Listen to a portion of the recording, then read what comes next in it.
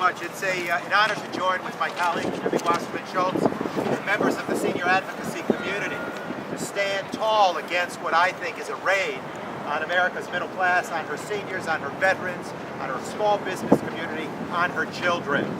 Now, what's important to note here is that this Republican budget, the all-pain, no-gain budget introduced, is an un-American document.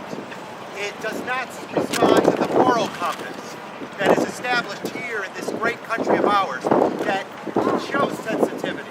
It has historically shown sensitivity to those in need and to make certain that our resources are shared in a way that expresses a neighborliness that makes us uniquely American. This is in defiance of all that really dictates America to be the greatness that she is. So I go forward with my concerns about this plan that attacks Medicare. 40 years of history abound here, where we've responded with compassion and sensitivity to the needs of our nation's seniors. It's understandable that as the curve of age grows forward and upward, that correlated to that is the need for health care in much more measurable circumstances.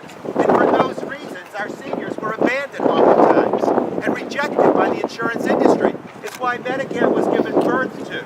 And so now this wonderful concept that has worked so well is being kicked aside by greed.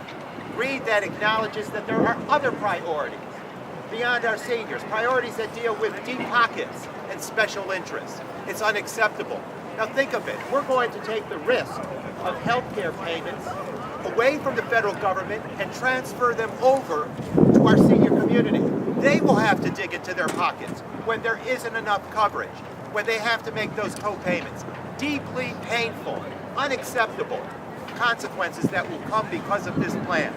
It will require that, I think, we impoverish our senior citizens, which is an unacceptable notion. It will drain their resources in their golden years. So we can do better than this. It will leave many seniors to suffer unnecessarily, perhaps even face death, because they do not get the proper treatment. This is not the kind of response that America has asked for. She asked us to come here and reform and belt-tighten, but not in this manner. There is waste, inefficiency, outmoded programs, fraud that needs to be addressed before we attack a program that has worked and works so very well. Many are referring to this document as the Ryan Roadmap.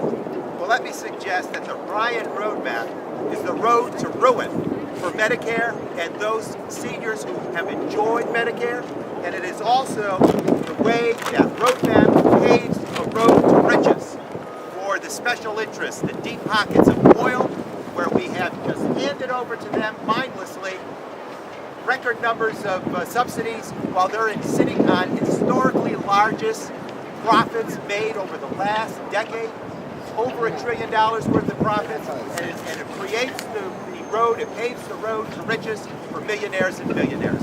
Unacceptable choices that we have made, totally intolerable priorities.